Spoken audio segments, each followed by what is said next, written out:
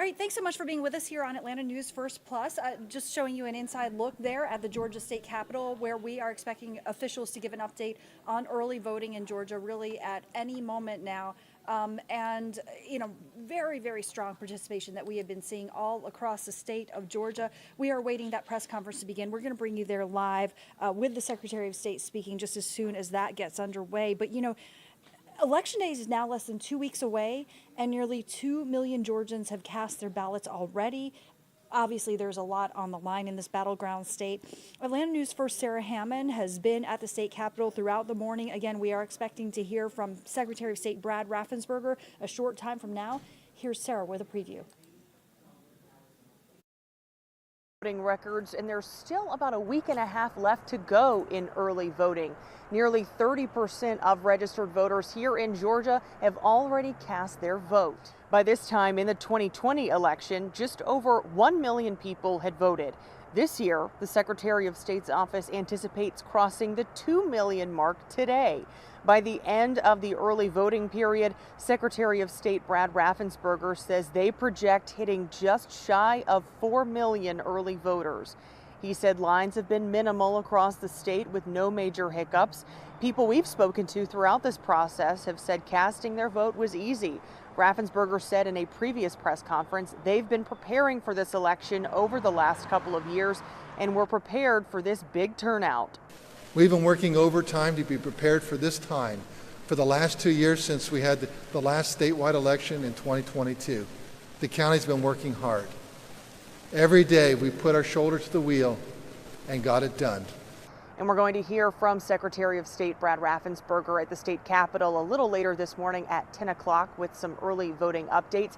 And if you haven't had a chance to vote yet, you can still vote early until November 1st. At the state capitol, Sarah Hammond for Atlanta News First. All right, let's turn now to a look at the forecast as we take a live look outside here. What a beautiful day. And sounds like we've got more beautiful days in store. Here we are with First Alert meteorologist Cutter Martin.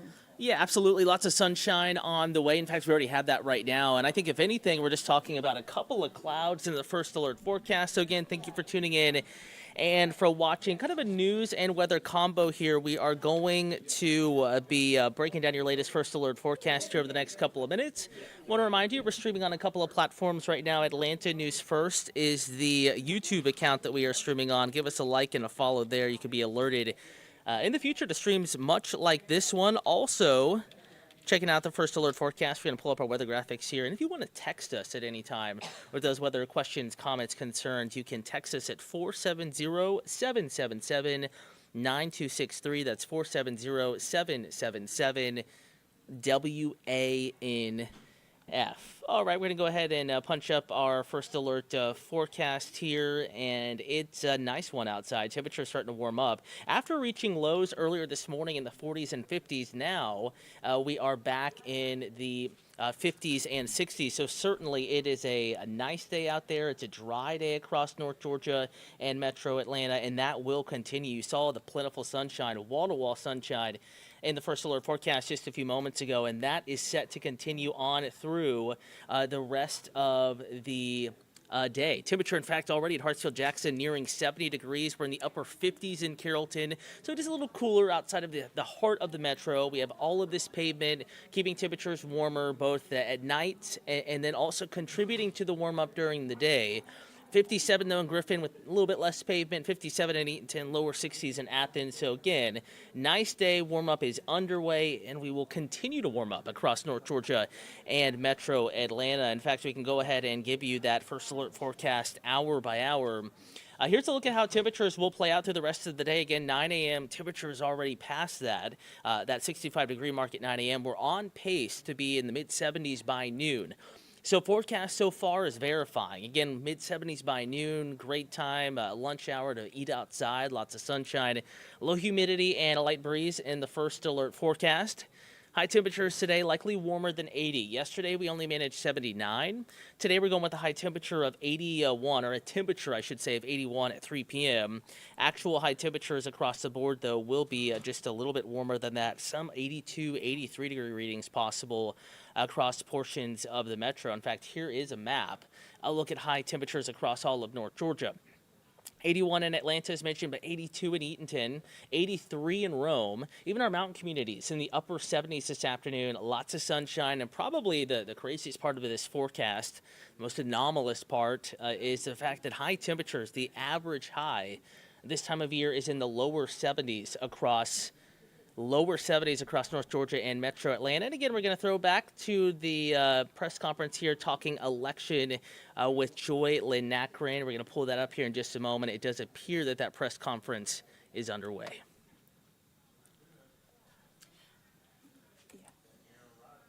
All right, so here's Secretary of State Brad Raffensberger. Let's go ahead and listen in.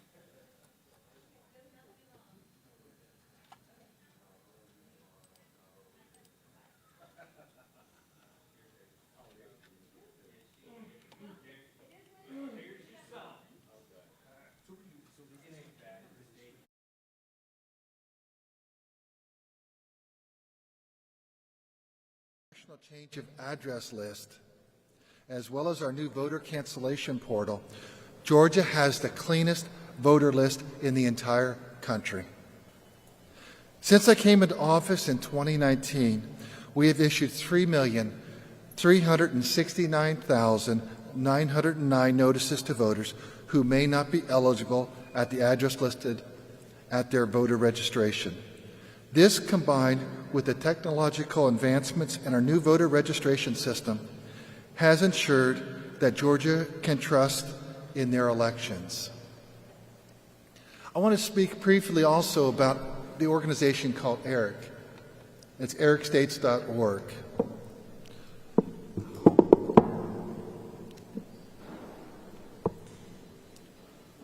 When House Bill 316 was signed into law, it allowed us to go ahead and authorize us to have our new voting system.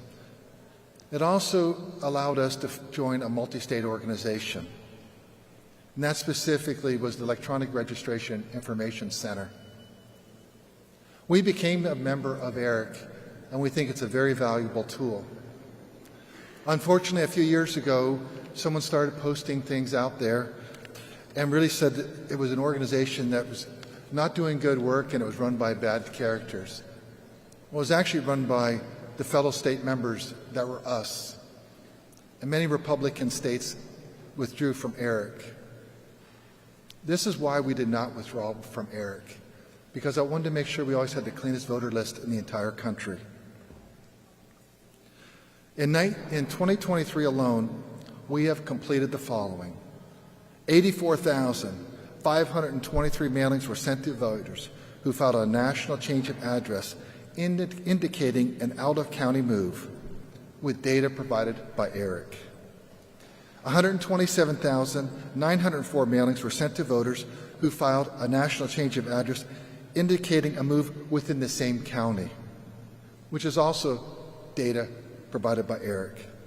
100,685 mailings were sent to voters who filed a national change of address indicating a move out of state, also data provided by ERIC. 82,077 mailings were sent to voters identified as moving out of state, with data provided by ERIC. 32,285 mailings were sent to voters identified as moving within Georgia, with data provided by ERIC. Add that all up, you come up to 432,474 voters, because we are members of ERIC. I believe that every state should be a member of ERIC. I wish all 50 states were. It would allow us all to have cleaner, accurate, more up-to-date voter list. But list maintenance is an ongoing process, and it involves utilizing all the resources at our disposal. This summer, I instructed my elections division to conduct a comprehensive citizenship audit using our new voter registration system, Jarvis, and cross-referencing our data with all the databases available to our office. That's the second audit in 2 years. This is the most comprehensive citizenship check conducted in the history of Georgia, if not the most comprehensive check ever conducted in the United States of America. Utilizing records from county courts, the Georgia Department of Driver Services, and the U.S. Citizenship and Immigration Services, we were able to conclusively find 20 non-citizens who were on the voter rolls.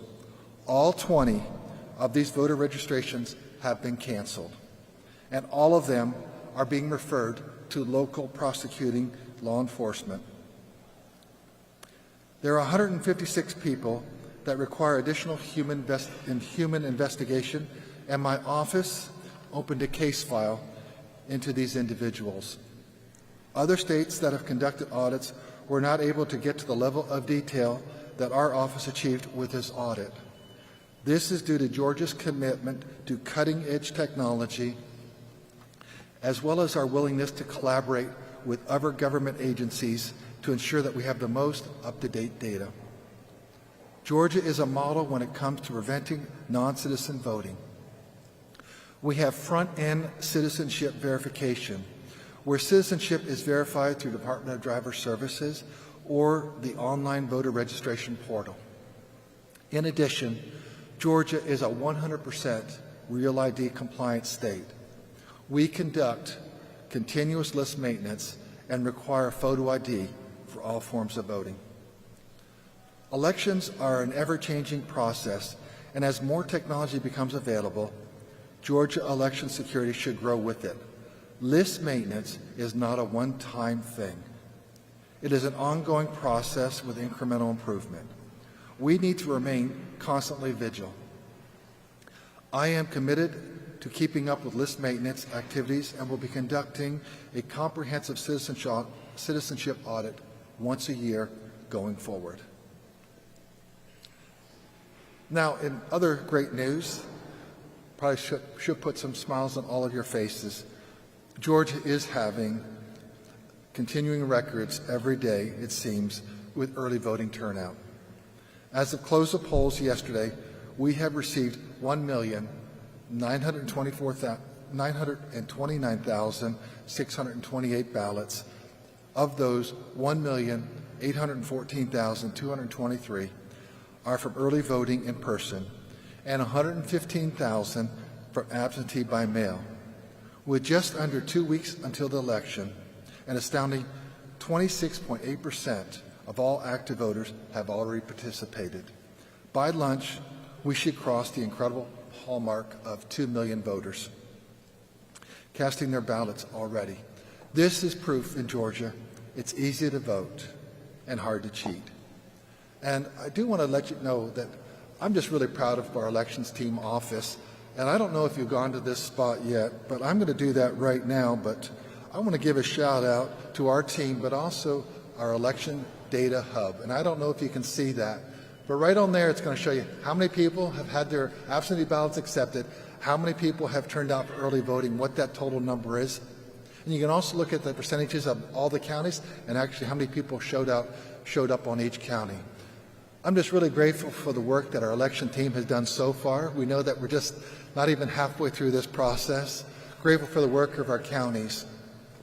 And I'm going to call up our Chief Operating Officer, Gabriel Sterling, because he has some additional details that we'd like to share with you. Gabriel?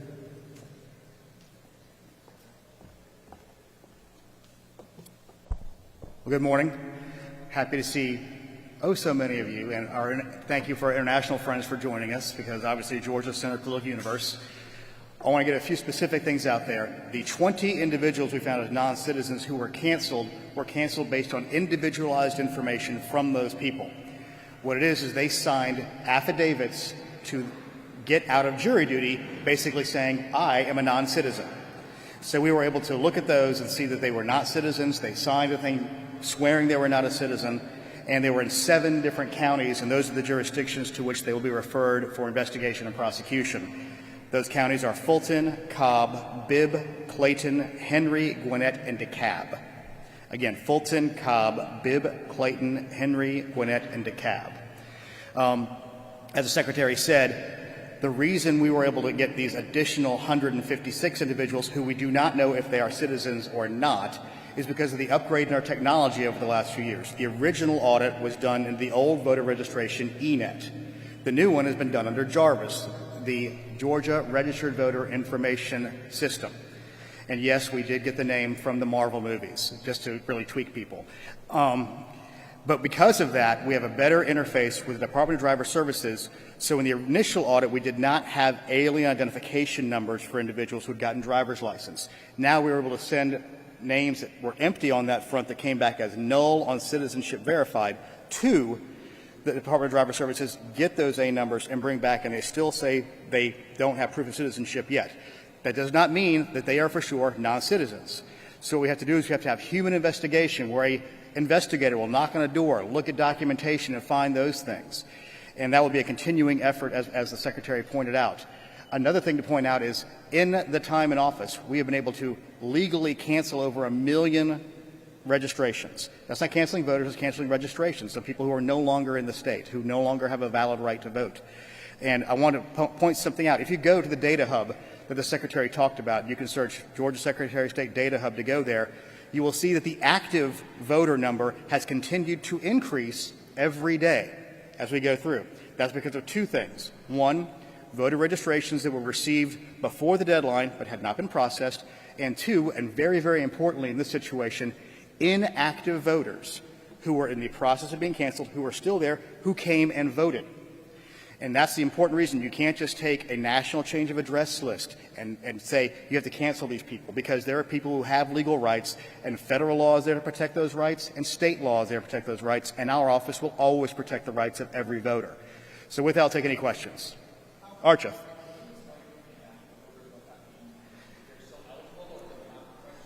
Okay, and an active voter is somebody who was an active voter at one point, and a few things might have happened that would cause them to get a notification saying, hey, it doesn't look like you're here anymore. It's going to be a national change of address, it's going to be a returned mail, and it's going to be, what's the third thing? A cross-state check would be the other reason. And then they will get a mailing saying, contact us within a certain amount of days, and if not, we're going to move you to inactive. And once you're on the inactive list, if you miss 2 general election cycles, which means a gubernatorial and a presidential, then they will put you to a cancel status, but we will again send a mailing to you saying, hey, one last time. And this office was the first to actually release the list publicly. So anybody can go search that list, look for their friends, look for their family, and see if they're in that position to be canceled. And of course, we can only do these in 90-day windows outside of the election for this kind of systematic update of lists. Mark.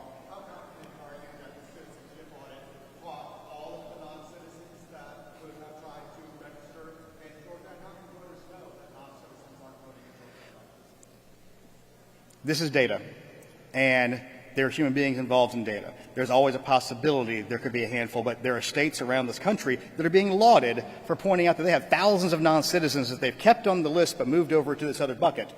And we have tens and hundreds because on the front end, being a real ID state, and what you need to understand is anybody in Georgia who has gotten a driver's license in the last it started in 2012. We were completely real ID by 2016. Means you have to have your proof of citizenship, because the only way you're allowed to get a driver's license is if you're a citizen or you're a legal resident alien, which means you have to have walked in there with your alien ID card if you want to get that. Once you have the alien ID number, you are not going to be asked to get it on the voter rolls, and that's been since 2016.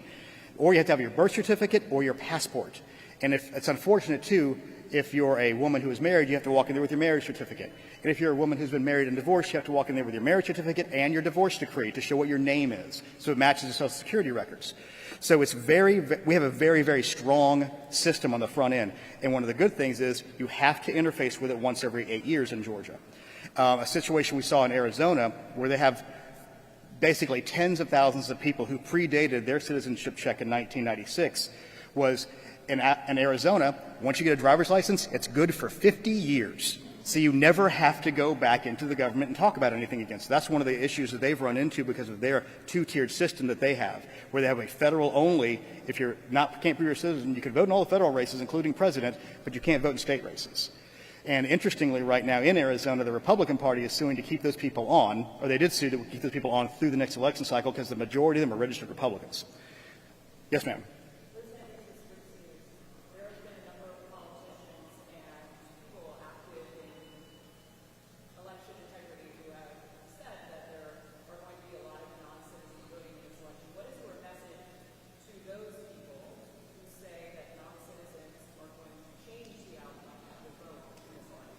And one of the reasons the Secretary ordered this non-citizenship audit is to prove to people that while there are ways that some can potentially get on, it is ceasingly rare.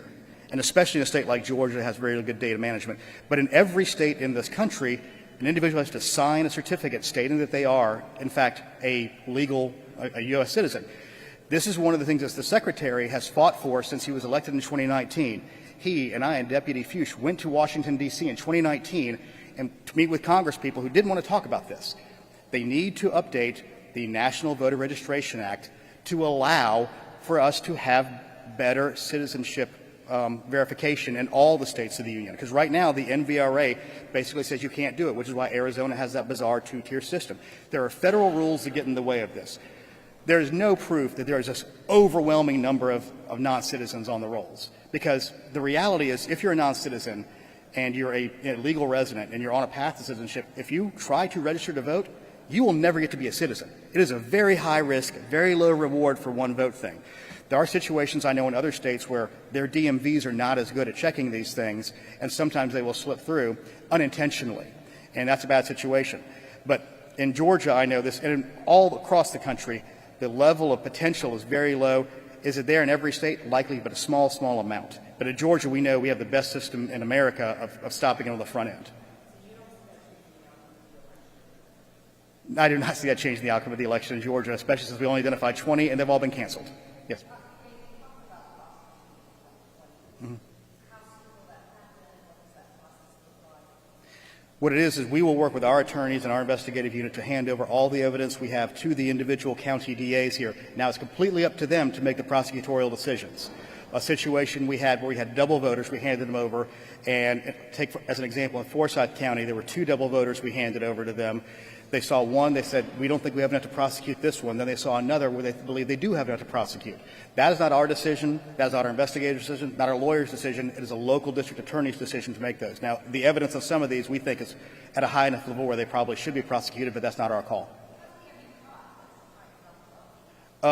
We did a press conference on that, and we had a press release on that before. I can get that back to you. I think we told 19 counties. How many double votes you had, Blake? We'd have to check it and get you that number. But it was, again, a very small number from multiple states. And the only reason we know this is because we are a member of ERIC, the Electronic Registration Information Center, and we compare those data. Yes, ma'am.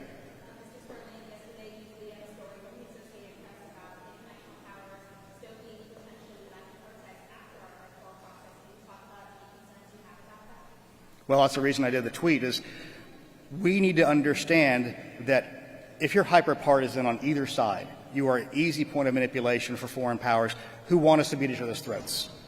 We need to be as discerning as we can with the information that we see. And one of the things I've been telling people is if you see information that really scratches that partisan itch, whether it's on the hard left or the hard right, it probably isn't true. And to investigate multiple sources and trusted sources like the Georgia Secretary of State or your local county elections office and get the information from them. That's the best source. Go to trusted sources.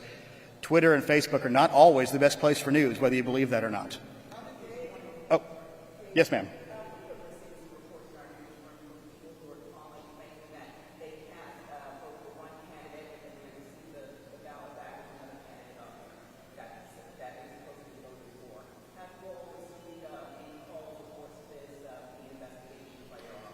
Every county that we've had that discussion in, it has been an individual who said, this isn't who I meant to vote for. And they go to the poll manager and they say, okay, come back, we will spoil this ballot, and you can vote again, and they're able to do it. There is zero evidence of a machine flipping an individual's vote. Are there elderly people whose hands shake and they probably hit the wrong button slightly, and they didn't review their ballot properly before they printed it? That's the main situation we have seen. There is literally zero. And I'm saying this to certain Congress people in the state, zero evidence of machines flipping votes. And that claim was a lie to 2020, and it's a lie now. Hold on. Yeah.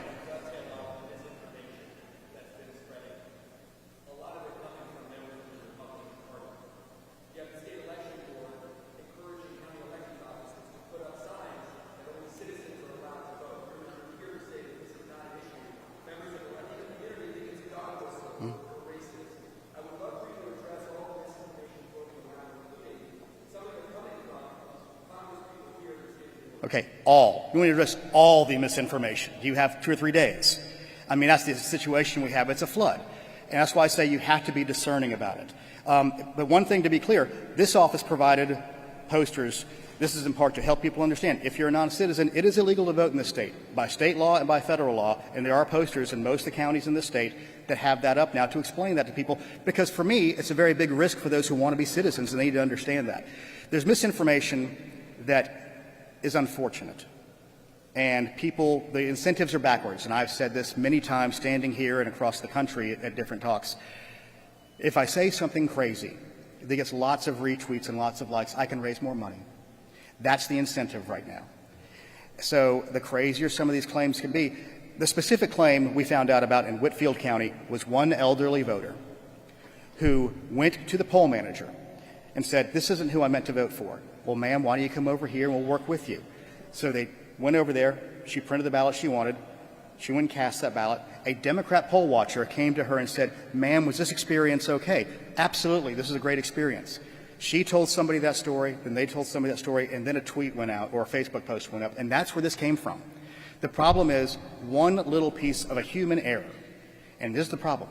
There's going to be 190 million people interfacing with a system they deal with once every 2 to 4 years, with hundreds of thousands of volunteer-level human beings. There are going to be errors. What we can't allow people to do is undermine people's faith in the outcome of the election because of natural human frailty. That's why we have so many safeguards in place, so many reconciliations in place, so many audits in place, and so many machines getting tested beforehand. All right, what else?